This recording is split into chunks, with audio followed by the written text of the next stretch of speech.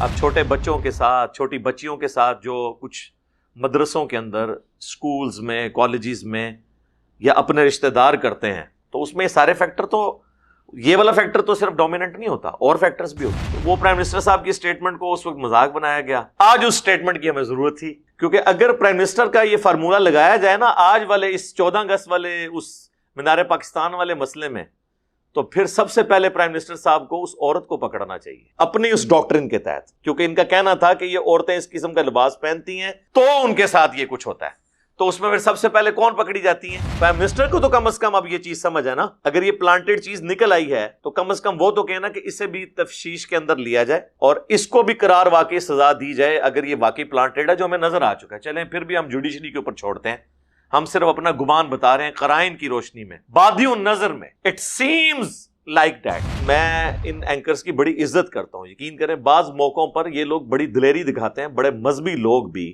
وہ دلیری نہیں دکھا سکتے جو ہمارے بعض اینکرز دکھا کے ایشوز کو ہائی لائٹ کرتے ہیں۔ میں یعنی ذاتی طور پہ اقرار الحسن کی بہت عزت کرتا ہوں، شاہ زیب خانزادہ کی بہت زیادہ عزت کرتا ہوں، ایک ریلیجس پلیٹ فارم پہ ہوتے ہوئے جبران ناصر جو سول سوسائٹی کا بندہ ہے، اس کی بڑی عزت کرتا ہوں۔ کم از کم یہ 3 بندے جو ہیں نا جی، شاہ زیب خانزادہ، جبران ناصر اور سید اقرار الحسن حافظہ اللہ تعالی، کم از کم ان 3 لوگوں کو تو جو جس طرح انہوں نے اس ایشو کو ٹیک اپ کیا ہوا ہے اپنے پروگراموں کے اندر، کم از کم ان کو اب تصویر کا دوسرا رخ بتانا چاہیے، اور اس میں کوئی حرج نہیں ہے، کسی کو غلطی لگ سکتی ہے۔ اس وقت جو ریاکشن ان تینوں نے کیا میرا اس سے زیادہ تھا اگر میں میڈیا پہ آ جاتا۔ آپ دیکھیں میں نے اس لیے اپنا کوئی ٹویٹر اکاؤنٹ نہیں بنایا ہوا، یہ ٹویٹر اکاؤنٹس کے اوپر جو ٹویٹس کرتے ہیں نا حالات حاضرہ پہ، اکثر ان کو اپنے ٹویٹس واپس ہی لینے پڑتی ہیں، اس کی وجہ کہ ہمارے ملک میں حالات و واقعات بدلتے ہوئے دیر نہیں لگتی، اس لیے پوری تسلی سے معاملات کو دیکھنے کے بعد کوئی ورڈکٹ دینی چاہیے۔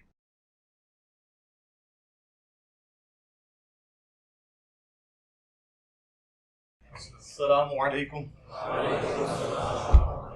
لا حول ولا قوة الا بالله، حسبنا الله ونعم الوکیل، یا حی یا قیوم برحمتک استغیث۔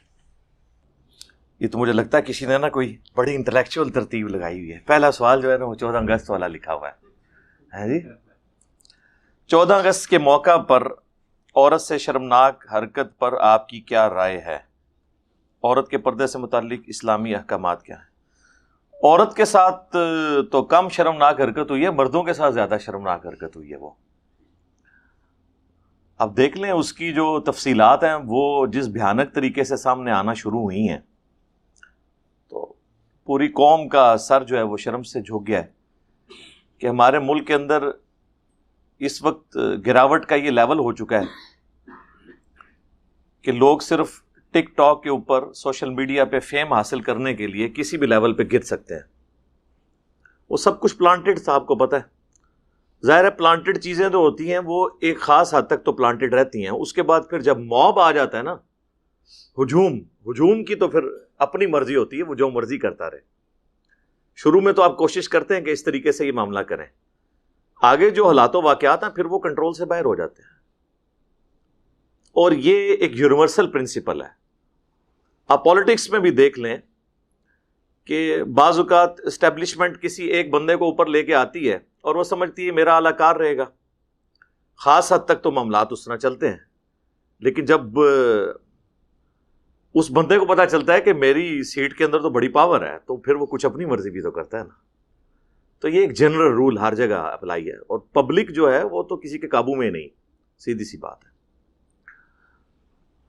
اس کا جو دوسرا پورشن ہے نا جی، عورت کے پردے سے متعلق اسلامی احکامات، وہ کس مسلمان کو نہیں پتا؟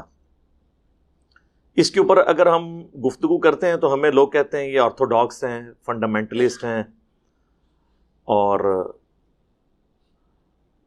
جو بیسک ہیومن رائٹس ہیں ان کے خلاف بولتے ہیں، اسلام کے رولز کا پابند اگر کسی نے ہونا ہے تو وہ اس انڈیویجول کا مسئلہ ہے، آپ کیوں کسی کے بارے میں اس طرح کی ورڈکٹ پاس کرتے ہیں، تو وہ دوسری طرف چل پڑتے ہیں۔ تو یہ باتیں تو ان لوگوں کے لیے ہیں جو مسلمان ہیں، اسلام سے محبت رکھتے ہیں، اسلام کو فالو کرنا چاہتے ہیں۔ جو صرف پاکستان کے شناختی کارڈ میں مسلمان لکھے ہوئے ہیں اور وہ اسلام کو کوئی سیریس نہیں لینا چاہتے، تو ان کے لیے تو آپ پورا قرآن ان کے آگے سے گزار دیں، احادیث کے سارے جو سختیاں ہیں پردے کے حوالے سے وہ گزار دیں، ان کے کان پہ جوں تک نہیں رہیں گی۔ لہٰذا ان کے لیے تو یہ، اور اس کیٹیگری میں زیادہ تر وہی لوگ فال کرتے ہیں۔ اس حوالے سے میری کئی ایک ویڈیوز ریکارڈ ہیں، آپ پردہ لکھیں اور ساتھ انجینئر محمد علی مرزا، تو آپ کو کئی ایک چیزیں کھل جائیں گی۔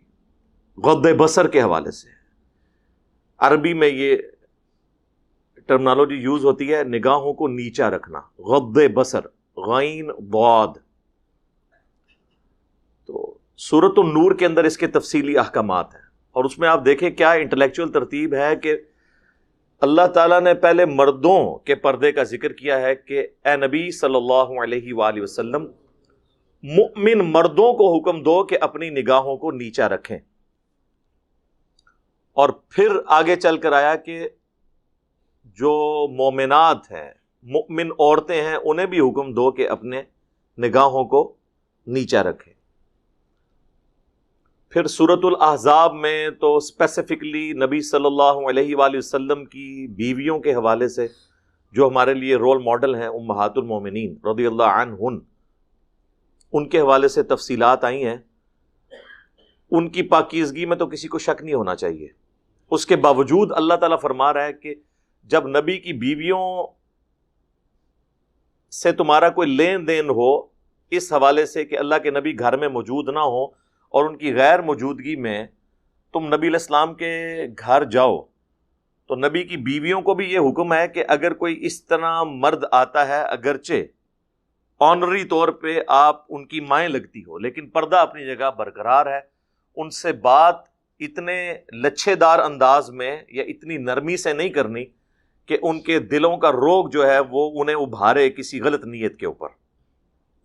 یعنی نبی کی بیویوں کو جو امت کی مائیں ہیں، انہیں بھی یہ حکم ہے کہ انہوں نے گفتگو لچھے دار انداز میں نہیں کرنی اپنی اولاد کے ساتھ، بگوٹم تو نہیں ہے لیکن آنری طور پہ تو اولاد ہے۔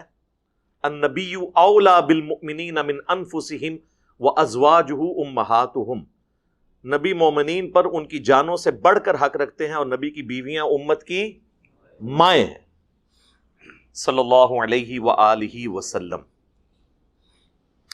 تو ان کے لیے اتنا سخت حکم آیا ہے پردے کے حوالے سے۔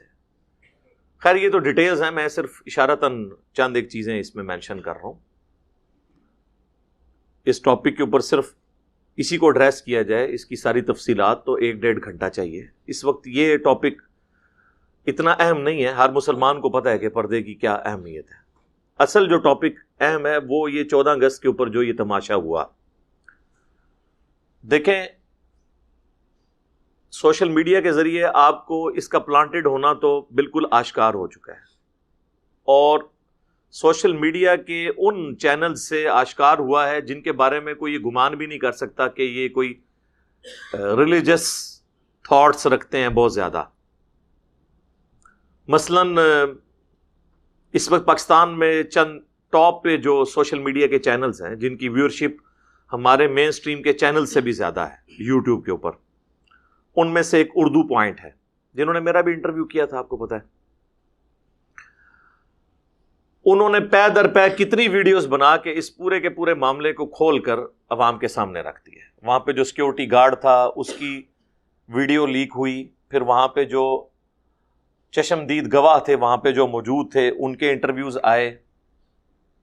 اب یہ چیزیں بالکل کھل کے سامنے آ گئی ہیں۔ لہٰذا اس صورتحال کے اندر جن لوگوں نے اس وقت، میں نہیں کہتا کہ چالاکی کی ہے، بعض لوگ کہہ رہے ہیں کہ جی وہ اس میں خصوصاً وہ 2 بڑے انوالو ہیں جنہوں نے وہ ساتھ بٹھا کے، اس کو میں نام نہیں لیتا ورنہ پھر اصلاح کا دروازہ بند ہو جائے گا، میں نے ان تک میسج تو اپنا کل ہی پہنچا دیا تھا کہ آپ لوگ فوراً میڈیا پہ آ کے اپنی کلیریفیکیشن دیں اور معافی مانگیں۔ جو اس طرح ایک نامحرم عورت کے دائیں بائیں بیٹھ کے اور وہ بتانا چاہ رہے تھے کہ ان میں سے ایک نے تو یہاں تک الفاظ استعمال کیے کہ اللہ کا شکر ہے میری کوئی بیٹی نہیں ہے۔ یہ شکر ادا کرنے کی بات نہیں ہے، یہ تو آپ اپنی قسمت پہ روئیں۔ تو اور دوسرے نے بھی اس کو، وہ تو آپ کو پتہ ہے وہ تو مسخرہ ٹائپ ہی ہے، اس کا تو نام لینے کی بھی ضرورت نہیں ہے۔ تو ان لوگوں کی کیا اہمیت ہے؟ ان لوگوں نے اس سارے مسئلے کو اٹھایا ہے، اور 3-4 دن کے بعد ورنہ جس عورت کے ساتھ یہ ایشو ہو جائے ایک ہفتہ تو وہ شوق سے باہر نہیں آتی، وہ تو اگلے دن اپنی ویڈیوز تصویریں اپلوڈ کر رہی ہے. بعض لوگ وکالت کر رہے ہیں نہیں وہ پرانی کر رہی ہے. جناب پرانی بھی نہیں ہوتی ہیں، بندے کو ہوش ہی نہیں ہوتی کسی چیز کی. تو اس کے بعد تو یہ معاملات کھل گئے نا. اب ان لوگوں کو آ کے اس کو کلیریفائی کرنا چاہیے. ہم ساتھ ہیں. یہ اس قسم کے جو مابز حرکتیں کرتے ہیں، خواہ کسی مرد کے ساتھ کریں خواہ کسی عورت کے ساتھ، یہ تو غلط ہے. اس کے اوپر تو دوسری رائے کوئی نہیں ہے. اور پاکستان میں کوئی ایک ایسا شخص نہیں ہے جو اس کو پلانٹڈ کہتا ہو اور ساتھ یہ نہ کہہ رہا ہو کہ یہ 400-500 بندوں نے جو کچھ کیا یہ بالکل غلط ہے. یہ سب کہہ رہے ہیں کہ غلط ہے. لہٰذا کسی کی نیت پہ اب یہ شک نہیں کیا جا سکتا کہ جو اسے پلانٹڈ کہہ رہے ہیں تو وہ اس طرح کے معاملات کو صحیح سمجھتے ہیں. وہ کہہ رہے ہیں کہ غلط ہوا ہے، زیادتی ہوئی ہے، لیکن یہ تصویر کا ایک رخ ہے. تصویر کا دوسرا رخ اس سے زیادہ بھیانک ہے کہ جس طریقے سے یہ سب کچھ کریٹ کی گئی سچویشن. اچھا، اب وہ جو لوگ اعلی کار بنے ان کے ساتھی، وہ تو اب جیل میں سڑیں گے، خواہ وہ پلانٹڈ تھے یا نہیں تھے، کیونکہ تصویروں میں تو وہی آ رہے ہیں نا. اور میں آپ کو بتاؤں، موب اگر کسی کو اچھالے نا اس کی ہڈی پسلی توڑ دیتا ہے. یہ بڑے ذمہ دار لوگ تھے جو پکڑ کے عورت کو اچھال رہے تھے، جن کو یہ پتا تھا کہ ہم نے اسے کیچ بھی کرنا ہے، کیونکہ وہ ہم نے اس کو بعد میں کیچ جو کروانا ہے. عام موب اگر کسی کو اچھالے نا تو اس کی ہڈی پسلی الگ ہوتی ہے. یہ بڑے ذمہ دار جو 25-30 لوگ ساتھ تھے نا، تو تصویروں میں تو وہی آ رہے ہیں، وہ تو نہیں بچیں گے. اب وہ لاکھ چیختے رہے کہ ہماری تو کوئی انوالومنٹ نہیں ہے. ٹھیک ہے جی، ہم تو ساتھ اس کے سپورٹر تھے، یا ہم تو یہ ویڈیو بنانے کے چکر میں تھے. اب جو مرضی چیخیں، دونوں صورتوں میں یہ پھنستے ہیں. تو اس پوری صورتحال کے اندر جس طرح ہمارے پرائم منسٹر صاحب نے کچھ عرصہ پہلے آپ کو پتا ہے ایک سٹیٹمنٹ دی تو بڑا ہنگامہ کھڑا ہو گیا تھا. میں بھی کہتا ہوں کہ پرائم منسٹر کو اس طرح کی سٹیٹمنٹس دیتے وقت 3-4 دفعہ اول و آخر اعوذ باللہ من الشیطان الرجیم پڑھ لینا چاہیے، اس حوالے سے کہ اس کو کلیریفائی بار بار کریں کہ میری اس سٹیٹمنٹ کا مطلب کوئی غلط نہ لے. اس کو میں اعوذ باللہ من الشیطان الرجیم سے تشبیہ دے رہا ہوں. جب آپ کوئی خطرناک اس طرح کی بات کر رہے ہوتے ہیں تو بار بار اسے کلیریفائی کریں. اب دیکھیں میں کتنے سینسٹیو ٹاپکس کے اوپر بات کرتا ہوں تو اول و آخر میں کئی جملوں کو بار بار ریپیٹ کرتا ہوں. اس کے باوجود لوگ کلپیاں کاٹ لیتے ہیں چھوٹی چھوٹی میرے خلاف. لیکن کم از کم میرے پاس کچھ بتانے کا تو ہوتا ہے نا کہ اس کو پورا آپ دیکھیں میں نے کیا بات کی ہے. تو پرائم منسٹر صاحب جب یہ سٹیٹمنٹ دے رہے تھے کہ یہ بے حیائی جو کچھ ہو رہی ہے اس کے اندر عورتوں کے لباس کا دخل ہے، تو ان کی یہ ذمہ داری تھی کہ ایک آدھ دفعہ نہیں اس بات کو بار بار ریپیٹ کرتے کہ یہ ایک فیکٹر ہے، صرف یہ فیکٹر نہیں ہے، پلس اس ایک فیکٹر کی وجہ سے جو بندہ وکٹم ہے اس کا ہم ساتھ دینا چھوڑ نہیں سکتے اور نہ ظالم کو کنڈیم کرنا چھوڑ سکتے ہیں. یہ بار بار اس کو ریپیٹ کرتے، جس طرح کے بعد کے انٹرویوز میں پھر وہ جسٹیفیکیشن دے رہے ہیں کہ نہیں میری بات کو. پھر ایک انٹرویو میں تو وہ اتنے سرنڈر کیے ایک انٹرنیشنل میڈیا کو دیتے ہوئے کہ انہوں نے اپنی بات اس بات سے بھی پیچھے ہٹ گئے اور پھر صرف اس پہ آ گئے نہیں جی یہ کوئی وجہ نہیں ہے. یعنی وہ اپنی بات کو ہی بالکل انہوں نے چلے ان کی زبان میں یو ٹرن لے لیا، جس بات پہ یو ٹرن نہیں لینا چاہیے تھا اس پہ لے لیا. ہاں اس میں صرف یہ ہے کہ ساتھ دائیں بائیں چیزیں لگاتے کہ جی اس طریقے سے یوں تھا.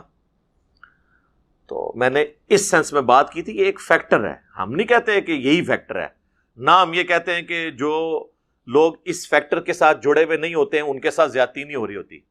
اب چھوٹے بچوں کے ساتھ، چھوٹی بچیوں کے ساتھ جو کچھ مدرسوں کے اندر، سکولز میں، کالجز میں یا اپنے رشتہ دار کرتے ہیں تو اس میں یہ سارے فیکٹر، تو یہ والا فیکٹر تو صرف ڈومیننٹ نہیں ہوتا، اور فیکٹرز بھی ہوتے ہیں.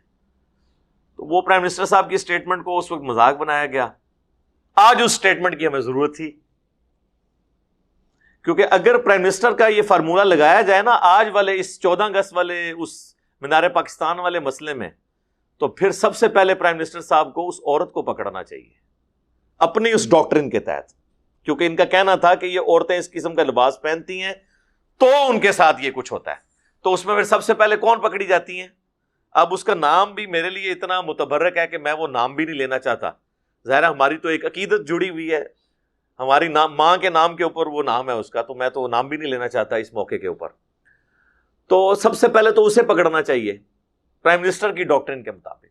پرائم منسٹر کو تو کم از کم اب یہ چیز سمجھ ہے نا، اگر یہ پلانٹیڈ چیز نکل آئی ہے تو کم از کم وہ تو کہنا کہ اسے بھی تفتیش کے اندر لیا جائے اور اس کو بھی قرار واقعی سزا دی جائے اگر یہ واقعی پلانٹیڈ ہے، جو ہمیں نظر آ چکا ہے. چلیں پھر بھی ہم جوڈیشری کے اوپر چھوڑتے ہیں، ہم صرف اپنا گمان بتا رہے ہیں قرائن کی روشنی میں. بادی النظر میں اٹ سیمز لائک دیٹ، وہ کہتے ہیں نا یہ تو بادی النظر میں ایسے نظر آ رہا ہے. تو پرائم منسٹر صاحب کو تو یہ معاملہ کلیئر ہے. باقی وہ اینکرز، میں ان اینکرز کی بڑی عزت کرتا ہوں. یقین کریں بعض موقعوں پر یہ لوگ بڑی دلیری دکھاتے ہیں، بڑے مذہبی لوگ بھی وہ دلیری نہیں دکھا سکتے جو ہمارے بعض اینکرز دکھا کے ایشوز کو ہائی لائٹ کرتے ہیں. میں یعنی ذاتی طور پہ اقرار الحسن کی بہت عزت کرتا ہوں، شاہ زیب خان زادہ کی بہت زیادہ عزت کرتا ہوں.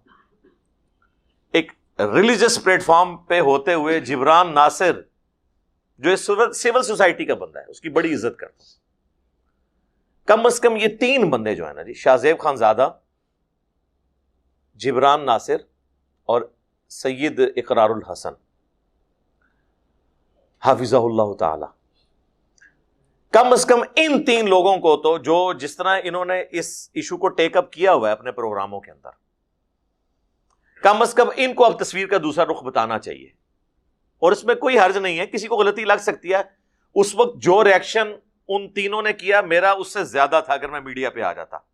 آپ دیکھیں میں نے اس لیے اپنا کوئی ٹویٹر اکاؤنٹ نہیں بنایا ہوا. یہ ٹویٹر اکاؤنٹس کے اوپر جو ٹویٹس کرتے ہیں نا حالات حاضرہ پہ، اکثر ان کو اپنی ٹویٹس واپس ہی لینے پڑتی ہیں. اس کی وجہ کہ ہمارے ملک میں حالات و واقعات بدلتے ہوئے دیر نہیں لگتی، اس لیے پوری تسلی سے معاملات کو دیکھنے کے بعد کوئی ورڈکٹ دینی چاہیے. اور قیامت تک کے لیے یہ چیز ہے کہ اس قسم کی کوئی چیز میں نہیں استعمال کروں گا کبھی بھی. تو کم از کم ان لوگوں نے یہ جو اس وقت اس کو سپورٹ کیا، ہم ساتھ ہیں ان کے. اب ساتھ یہ بتائیں کہ یہ بھی برابر کی مجرم ہے جس نے یہ سب کچھ کیا جو کچھ نظر ہے. اب وہ میں اس پہ آدھا گھنٹہ بول کے اپنا ٹائم نہیں ضائع کرنا چاہتا کہ میں آپ کو بتاؤں کہ فلاں نے یہ کہا تو فلاں یہ ویڈیو لیک ہوئی اس میں سے یہ نکلا. وہ آپ سب کو پتہ ہے. مجھ سے بہتر انداز میں اردو پوائنٹ والوں کی جو ویڈیوز ہیں اس کے اندر وہ چیزیں ہائی لائٹ کر چکے ہیں، وہ آپ دیکھ لیں. اب کم از کم تصویر کے دوسرے رخ میں بھی دیکھ کے ان لوگوں کو بھی پکڑنا چاہیے جو لوگ اس میں برابر کے مجرم ہیں، اس کے قریبی ساتھی ہوں یا ایون وہ خود ہو. اور آپ کو میں حفظ ما تقدم یہ بات بتا دوں کہ پاکستان کے قانون میں عمر قید تک کی سزا ہے اس ایشو کے لیے. اور یہ لوگوں کو پتہ نہیں ہے کہ عمر قید کتنی بڑی سزا ہوتی ہے. آپ کو اگر ایک ہفتے کے لیے ایک ایئر کنڈیشن کمرے میں انٹرنیٹ کی سہولت کے ساتھ بند کر دیا جائے اور باہر نہ آپ نکل سکیں اور اسی کمرے کے کونے میں ایک ٹوائلٹ بھی ہو تو آپ ایک ہفتے کے بعد تنگ آ جائیں گے. اور جیل کا اگر آپ کو وزٹ کروا دیا جائے نا کہ وہاں کس طرح انہوں نے مرغیوں کے دڑبے کی طرح ایک ہی چھوٹے سے کمرے میں کتنے بندے رکھے ہوتے ہیں اور اسی کمرے کے کارنر پہ اٹیچ باتھ نہیں ہوتا، ایک چھوٹی سی وہ ایلیویٹ کر کے دیوار بنی ہوتی ہے 2.5-3 فٹ کی، اور سب دیکھ رہے ہوتے ہیں، بس وہ صرف اتنا ہی پردہ ہوتا ہے اور وہ سائڈ پہ بیٹھے ہوتے ہیں، اور جو مچھروں کی اماجگاہ وہ بنی ہوتی ہے. میں تو کہتا ہوں جن لوگوں کو یہ ڈان بننے کا شوق ہے نا، انہیں گورنمنٹ کا کام ہے انہیں صرف نا آنری طور پہ ایک ویکینڈ جو ہے نا کسی جیل میں گزروائیں. ان کو کہیں کہ اگر آپ کو پوری زندگی یہاں پہ رہنا پڑے، نہ کوئی گھڑی، نہ کوئی آپ کے پاس انٹرنیٹ، نہ وقت گزارنے کے لیے کوئی چیز، تو پھر آپ دیکھیں کتنا مشکل وقت ہے. تو ان لوگوں کو پتہ چل جائے. تو یہ جو اس قسم کی حرکتیں کر رہے ہیں وہ ہوش کے ناخن لیں. باقی جو اسلام کی بنیاد پہ باتیں کر رہے ہیں تو ان کو میں دوسری طرف بھی لے کے جاؤں گا کہ جب ہمارے محبوب صلی اللہ علیہ وآلہ وسلم کے گستاخانہ خاکے بنتے ہیں تو ہمارے نوجوان بڑے چیخو پکار کر کے نعرے بلند کرتے ہیں، حرمت رسول پر جان بھی قربان ہے، غلامی رسول میں موت بھی قبول ہے. لیکن ان میں سے کتنے % لوگ ہیں جو اس دن وہ نعرے لگانے کے بعد ظہر یا عصر کی نماز کا وقت آئے تو مسجد میں آپ کو نظر آئیں گے؟ ان میں سے کتنے لوگ ہیں جو یہ کہیں کہ نبی علیہ السلام کے خاکے بناتے ہوئے انہوں نے آپ صلی اللہ علیہ وآلہ وسلم کی مبارک داڑھی میں بم دکھایا ہے تو چلو آج ہم داڑھی کی نیت کرتے ہیں؟ تم نے ہمارے نبی کی داڑھی کی توہین کی ہے تو لو میں آج سے داڑھی کی نیت کرتا ہوں. نال ہی کھوتی مر جائے گی. نالی پنجابی کے اندر کھوتی مر جانا, جس گدھے پہ سواری کرتے ہیں وہی مر جائے گی. بینک توڑوا لیں ان سے اور کام کروا لیں, یہ کام نہیں کریں گے. تو یہاں پہ بھی یہ جو لوگ ٹرینڈز چلا رہے ہیں نا جی, اقرار الحسن کو گرفتار کرو, فلاں کو گرفتار کرو, ان سے پوچھیں کہ آپ لوگ اپنی زندگی میں کیا بالکل پارسا ہیں؟ اور آپ میں سے کبھی کوئی کسی اسلامی بہن کی خدمت کے لیے روڈ پہ کھڑا نہیں ہوا؟ یہ آپ کو سارے وہی لوگ ہی نظر آئیں گے, لیکن دوسروں کو بھاشن دینے کے لیے آپ کو ایکٹیویٹ ہوتے ہوئے نظر آئیں گے. سب سے زیادہ یہ فرنٹ لائن پہ نظر آئیں گے. تو بجائے دوسروں کی اصلاح کی فکر کرنے کے نا, اپنی اصلاح کی فکر کریں. بجائے حرمت رسول کے نام پہ دوسروں کے موٹر سائیکل کو آگ لگانے کے, اپنے موٹر سائیکل کو آگ لگائیں. وہ آسان ہے, گلی میں کھڑا کریں اور کہیں غلامی رسول میں موت بھی قبول ہے, ساتھ ہی اس پہ تیلی لگائیں, کیونکہ آپ نے لوگوں کے موٹر سائیکل اور گاڑیاں تو چلانی ہے نا. تو اپنے گھر سے ابتدا کریں نا. عشق رسول تے جڑا اندروں کہتے نا بولے, اندر تے ہے کہ اپنا موٹر سائیکل لے آ کے نا ان کو آگ لاؤ, پھر پتہ لگے. تو یہ بھی اب موقع ہے, جو لوگوں کو حیا کا درس دے رہے ہیں وہ خود کیا ان ساری چیزوں پر عامل ہیں؟ تو اکثر لوگوں کے سر شرم سے جھک جائیں گے کہ وہ خود کتنے عامل ہیں اس طرح کے معاملات. تو میں بیلنس گفتگو کر رہا ہوں, یعنی یہ بالکل ایک طرف ہو کے نہیں. میں ایک ریلیجس پرسنالٹی ہوتے ہوئے بھی میں جو اس کے دوسرے اسپیکٹس ہیں اس کے اوپر بھی نظر رکھی ہوتی ہے, یہ نہیں ہے. میں یہ کہتا ہوں کہ ہر بندے کو اپنی مرضی کے مطابق زندگی گزارنے کا حق ہے, خواہ وہ ہندو ہے, عیسائی ہے, یہودی ہے, کوئی لبرل ہے, ایتھیسٹ ہے, لیکن اسے یہ حق حاصل نہیں ہے کہ وہ دوسروں کے معاملات کے اندر اس حوالے سے دخل کرے کہ امن کی جو صورتحال ہے وہ برباد ہو جائے کسی ملک کے اندر. یہ تو آپ کو کوئی بھی کرنے کی اجازت نہیں دے گا. دیکھیں, امریکہ کا پریزیڈنٹ بھی اگر پکڑا جائے نا کہ وہ شرابی ہے یا اس نے کسی عورت کے ساتھ منہ کالا کیا ہے تو وہ پریزیڈنٹ نہیں رہ سکتا. حالانکہ وہاں تو یہ کوئی بری چیز بھی نہیں ہے, لیکن وہ بھی یہ سمجھتے ہیں کہ اس پوسٹ کے لیے یہ بندہ چاہیے, کیونکہ وہ ہمارا فرنٹ کا ایک چہرہ ہے. اور یہ ہمارے فرنٹ کے چہرے 14 اگست کے اوپر کیا حرکت کی ہے ان لوگوں نے. پھر اسی طریقے سے آپ دیکھ لیں کہ وہ ہمارے مولویوں کی پٹی پڑھانے کے اوپر رنجیت سنگھ کا جو مجسمہ ہے وہ بھی ایک بندے نے جناب نعرے مارتے ہوئے توڑ دیا. میں آپ کو اکثر کہتا ہوں کہ یہ ان کو جو نعرے سکھا رہے ہیں نا, گستاخ رسول کی ایک ہی سزا سرطان سے جدا, گستاخ رسول تو ان کے پاس کبھی آنا ہی نہیں ہے, کیونکہ یہ تو فرانس پہنچ نہیں سکتے, یہ تو امریکہ پہنچ نہیں سکتے.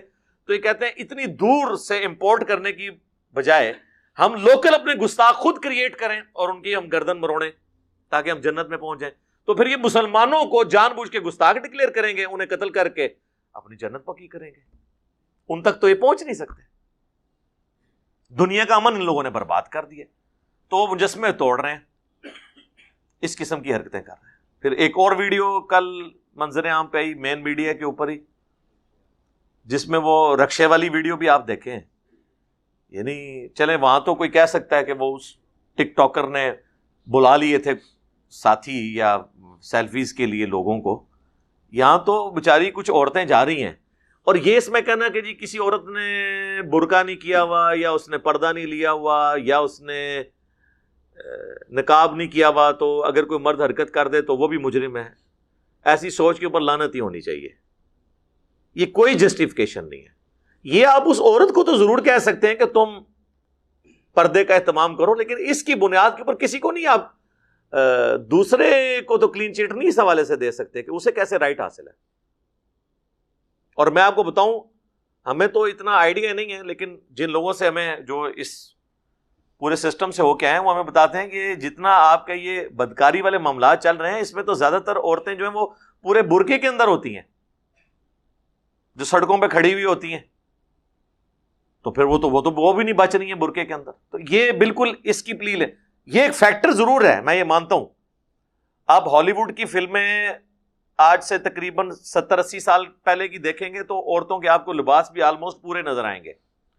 اس نے ٹریگر ضرور کیا معاملات کو. اس طرح ویڈیوز, جس طرح فحش ویڈیوز بننی شروع ہوئی ہیں, اس کے بعد آپ کا یہ چونکہ سیکس فری معاشرہ بنتا جائے گا تو یہ معاملات بڑھیں گے ضرور. اس کی وجہ سے آپ معاملات کو کنٹرول کسی حد تک کر سکتے ہیں, لیکن جو ایک ذہنی پستی ہے, سیکس ظاہر ہے کہ اللہ تعالیٰ نے انسان کی آزمائش کے لیے ایک بیسک ہیومن انسٹنکٹ رکھی گئی. زُيِّنَ لِلنَّاسِ حُبُّ الشَّهَوَاتِ مِنَ النِّسَاءِ. اللہ تعالیٰ سورہ آل عمران میں فرما رہا ہے کہ ہم نے آراستہ کر دی ہے انسان کے لیے شہوات کی محبت. پہلے نمبر پر عورتیں، اور ظاہر ہے عورتوں کے لیے مرد تو سیکس جو ہے سب سے امپورٹنٹ جذبہ ہے. قرآن جو تفصیلات ہمیں بتاتا ہے. فرائیڈ نے تو بہت بعد میں آ کے یہ بات کی ہے نا، قرآن تو پہلے سے یہ بات کر رہا ہے. تو یہ ہے غیر معمولی ایک جذبہ ہے، اسی لیے اسلام کا سیکس ڈسپلن بہت سٹرکٹ ہے. ظاہر ہے یہ جذبہ بڑا غیر معمولی ہے. مجھے اسلام کی 2 چیزیں بہت زیادہ پسند ہیں. نمبر 1 توحید. ایک اللہ کے ساتھ آپ جڑ جائیں تو دنیا کے ہر خوف سے آپ کو امن اور نجات مل جاتی ہے. ہر خوف سے، چاہے وہ کسی انسان کا ہو، کسی واقعے کا ہو، کسی صدمے کا ہو. انا للہ و انا الیہ راجعون. توحید اسلام کی سب سے بڑی خوبصورتی. اور دوسری سیکس ڈسپلن. یہ اتنا سٹرکٹ ڈسپلن ہے، نگاہیں نیچی رکھنی ہے. جامع ترمذی میں حدیث ہے جہاں پہ 2 غیر محرم مرد و عورت ہوتے ہیں، تیسرا شیطان ان میں ہوتا ہے. بخاری مسلم دونوں میں حدیث ہے. نبی علیہ السلام نے جب پردے کے احکامات بیان کیے تو کسی نے پوچھا دیور، فرمایا دیور تو موت ہے. دیکھیں نا کتنے سٹرکٹ قوانین ہیں پردے کے حوالے سے. اور سورۃ النور تو ایپیکس ہے کہ اپنی نگاہیں نیچی رکھنی ہے، جہاں سے سارے معاملات شروع ہوتے ہیں. مردوں کو بھی حکم، عورتوں کو بھی حکم. پھر سورۃ الاحزاب میں سورہ نور کے اندر کس لیول تک انسٹرکشنز آئی ہیں کہ عورتوں کی زیور کی چھنکار بھی باہر سنائی نہ دے. علیحدہ سے اوڑھنی لینی ہے سینے کے اوپر. اور جلباب کا لفظ، گھونگٹ کا لفظ استعمال ہوا ہے. لوگ کہتے ہیں چہرے کا پردہ کدھر ہے؟ گھونگٹ میں چہرے کا پردہ نہیں ہوتا، یعنی وہ آگے کر کے ایسے لٹکایا کرتا. اس کا تو یہ شکر کریں، برقع تو بڑا آسان ہے پہننا. اور ابھی بھی آپ انٹیریئر انڈیا میں چلے جائیں، ہندوؤں کے اندر بھی وہ گھونگٹ چل رہا ہے. گھونگٹ تک کا جلباب کا ذکر ہے. پھر اس کو تو چھوڑ دیں. بخاری مسلم دونوں میں حدیث ہے جو حدیث افک ہے، جو اما عائشہ سلام اللہ علیہا پر تہمت لگی تھی. تو وہ جو صحابی نبی الاسلام نے پیچھے چھوڑتے تھے، وہ جو سامان وغیرہ سمیٹ کے لاتے تھے، تو ان کو اچانک نظر پڑی. بڑی لمبی حدیث ہے، میں مختصر بتا رہا ہوں.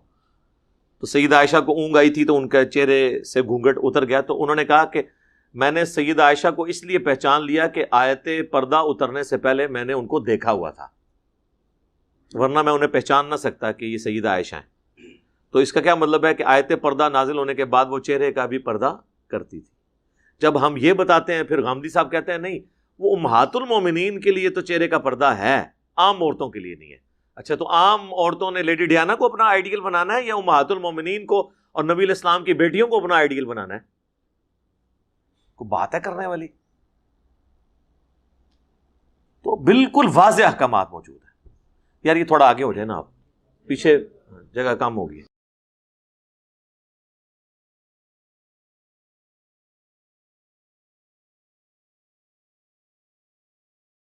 دروشی پڑھیں. اللہم صلی علی محمد وعلی آل محمد. تو پردے کی جو تعلیمات ہیں وہ تو بڑی سٹرکٹ ہیں.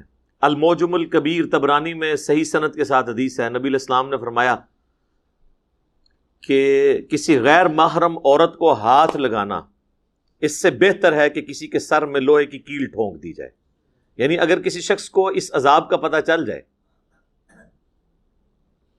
تو وہ اپنے سر میں لوہے کی کیل ٹھکوانے کے لیے تو تیار ہو جائے، لیکن اس گناہ کے عذاب سے وہ چھٹکارا حاصل کر لے. تو اسلام میں بہت سٹرکٹ احکامات ہیں پردے کے حوالے سے. اور پھر انٹریکشن، اور آپ یہ دیکھیں یہ ٹک ٹاک جو ہے اس وقت ہمارے لیے مصیبت ہی بن گئی ہے. میں نہیں کہتا اس کا سارا یوز جو ہے وہ نیگیٹو ہے، پازیٹیو یوز بھی ہے.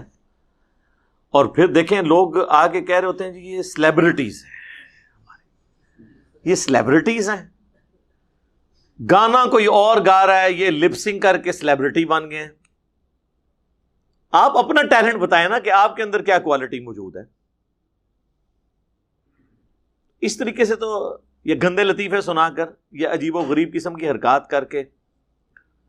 لیکن ساری چیزوں کے باوجود میں یہ کبھی نہیں کہوں گا کہ سوشل میڈیا کے ان پلیٹ فارمز کے اوپر پابندی ہونی چاہیے، کیونکہ پابندی پہلی تو بات ہے آپ لگا ہی نہیں سکیں گے.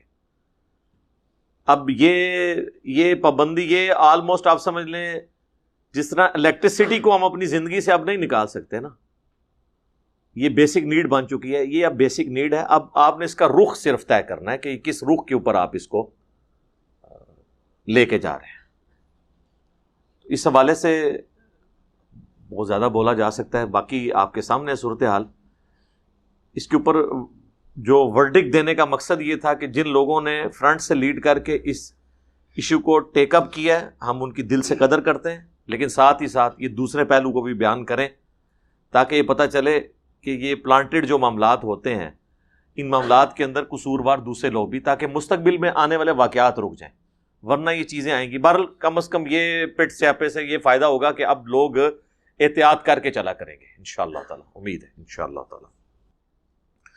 اللہم انی اسألک بأنک انت اللہ لا الہ الا انت الاحد الصمد الذی لم یلد ولم یولد ولم یکن له کفوا احد وإلہکم الہ واحد لا الہ الا هو الرحمن الرحیم الف لام میم اللہ لا الہ الا هو الحی القیوم.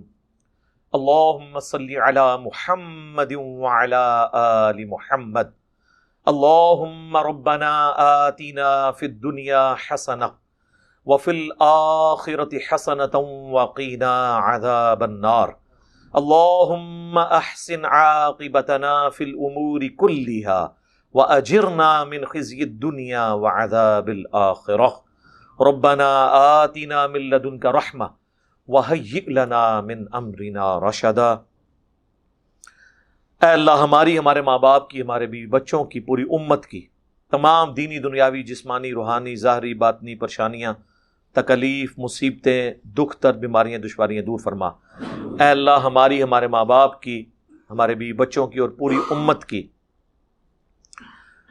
تمام پریشانیوں کو اے اللہ دور فرما کے آخرت میں ان کے عوض اجر عظیم عطا فرما، صبر اور استقامت نصیب فرما. اے اللہ ہمارے ملک پاکستان کی خیر فرما، اندرونی اور بیرونی خطرات سے محفوظ فرما، پورے عالم اسلام کی خیر فرما. اے اللہ پاکستان، افغانستان، عراق، چائنا، فلسطین، شام، جہاں کہیں بھی مسلمان تکلیف میں، اے اللہ ان کی تکلیف کو دور فرما. حاضرین کے دلوں میں جو جو نیک اور جائز دعائیں ہیں اپنی بارگاہ میں قبول و منظور فرما.